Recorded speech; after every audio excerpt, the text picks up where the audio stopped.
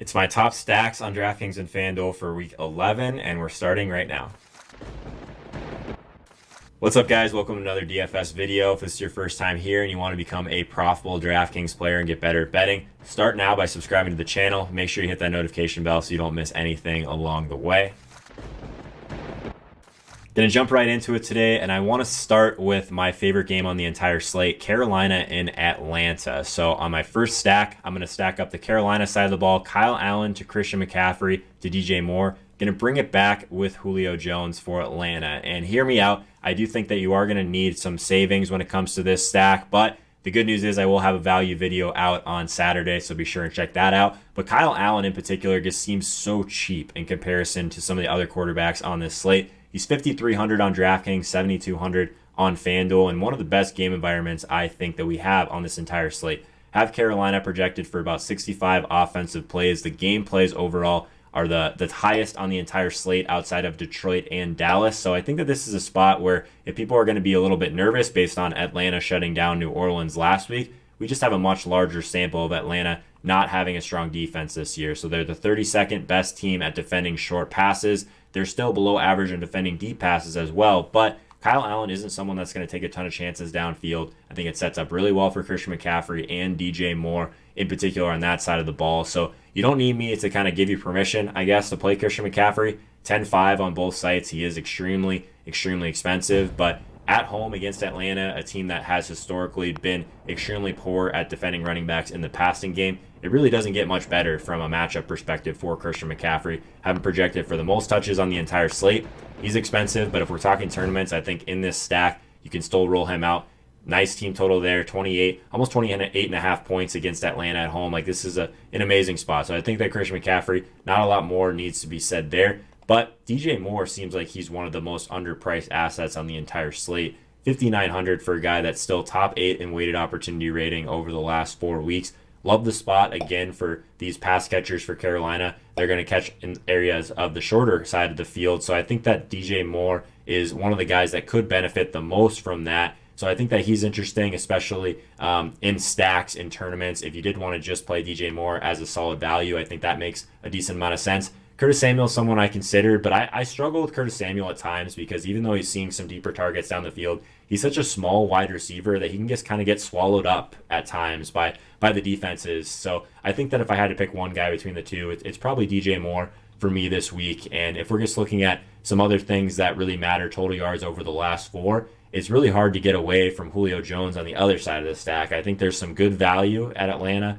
or for Atlanta as well this week. I'm sure we'll talk about that on Saturday's video. But Julio Jones, it just seems like at some point there's going to be a huge eruption spot for this guy. 7,500, and I think the biggest point is that Michael Thomas, 9,900 on DraftKings. You get over a 2K difference in salary moving down to Julio. So I think in tournaments, it almost always makes sense to have Julio in some of your action for sure. So I think that he's a guy that even if he ends up being around 15% owned or so, there's really not a ton of reason to get away from him in tournaments. I think his ceiling's definitely there. If we're looking again at something like yards per route run, like historically, you're going to see some of the most consistent wide receivers in the NFL really smash this metric. So Julio Jones, 4th highest on the slate. That's if you include Adam Thielen, but Marquise Brown, Amari Cooper, Mike Evans, Michael Thomas, those are the guys that you see at the top of that metric. So I think Julio Jones is someone that I would be prioritizing. That would be my number 1 bring back on Carolina stacks.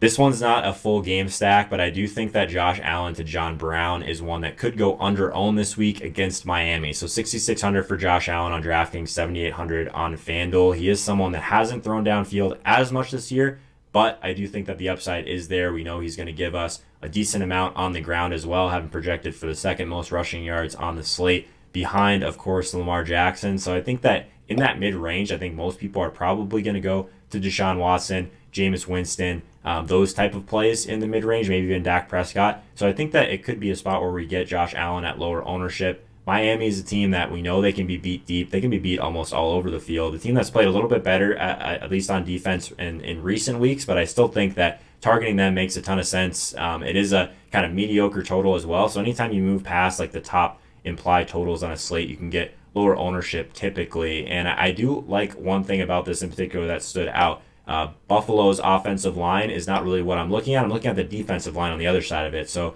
Miami actually has one of the worst pressure rates on the entire slate. Shout out Sports Info Solutions, giving me an awesome pressure rate data each and every week. 28% pressure rate, which is extremely low. So I think that Josh Allen is going to have time to push the ball downfield if he does choose to do that in this spot. So that brings us to John Brown at 6,400 on DraftKings. On FanDuel, he's extremely underpriced at 5,900. Weighted opportunity rating, again, something I bring up a lot at the wide receiver position. Shout out Josh Hermsmeyer and airyards.com. Thank God that's back. Free resource for anyone. I don't have anything to do with the site. I just think it's an awesome free resource out there. So target market share, air yards market share, weighted opportunity rating is basically a metric that bakes into effect both of those. And what's really standing out to me is John Brown, 5th highest weighted opportunity rating over the last 4 weeks on the entire slate, only projected for about 4% ownership right now. So I love that in tournaments. Again, Miami's a team that you can beat all over the field, but they can be beat deep as well. John Brown has had a pretty nice floor this year, but I do think that a big ceiling game is coming if Josh Allen and John Brown end up hooking up for a couple of those deep balls in week 11. The last stack I have for you guys, a little bit off the board, so probably more of a play for a larger field tournament, but I love this Detroit and Dallas game from a pace perspective and for plays, and if we don't get Matt Stafford in this spot, I love the idea of paying all the way down at quarterback to Jeff Driscoll at 4,600. I am going to pair him with Marvin Jones and Kenny Golladay, bringing it back with Ezekiel Elliott. But let's start with Jeff Driscoll. So he is someone that does give us a decent amount of athleticism, so I have him projected for nearly 20 rushing yards on the ground, which is probably even a little bit conservative, but the ability to pay all the way down at quarterback, a position that does have a smaller range of outcomes as far as scoring is concerned. I think that he's an interesting play this week, especially with salary at a premium. We're going to need to pay down at certain spots, and the weapons that he does have, I don't think people are going to be able to click Marvin Jones, Kenny Golladay, because mentally it's just really tough to do with a backup quarterback. But at 5,900 for Marvin Jones, I think it's still a decent spot to go to him. 6,700 for Golladay. These are guys that were extremely priced up with Stafford, obviously, very recently. So I think that you'll get them at super low ownership. Again, much more of a larger field type of play here. But I think that this game could still carry a decent amount of pace. So I'm interested in both of those guys. Again, if we're just looking at Dallas, they can kind of be beat all over the field, but they're not in particular poor versus short or deep passes. So kind of middle of the pack there. So not super worried about the matchup. Obviously, Driscoll is kind of the wild card, but if he ends up throwing a couple touchdown passes and you get a decent amount of ownership equity with Marvin Jones and Kenny Golladay, I love that. The Ezekiel Elliott play. So he's 9K on DraftKings. I think most people are just going to play Dalvin Cook in that range. 8,400 on FanDuel. If we get him at single-digit ownership, this is something that I would be doing at the running back position if I wanted to leverage the field. I'm not even a big Ezekiel Elliott fan by any means, but if we can project him for 24, 25 touches in this spot against Detroit, a team that historically has been pretty good against the run, but this year hasn't been as good. So I think that 25th best at defending running backs in the passing game as well, so they're below average there. Ezekiel Elliott is someone that he is seeing the volume, so if he ends up being the one that breaks the slate, you're going to want to be in on that in some way in larger field stuff. So he is the 3rd highest total yards from scrimmage player over the last 4 games behind Christian McCaffrey and Dalvin Cook.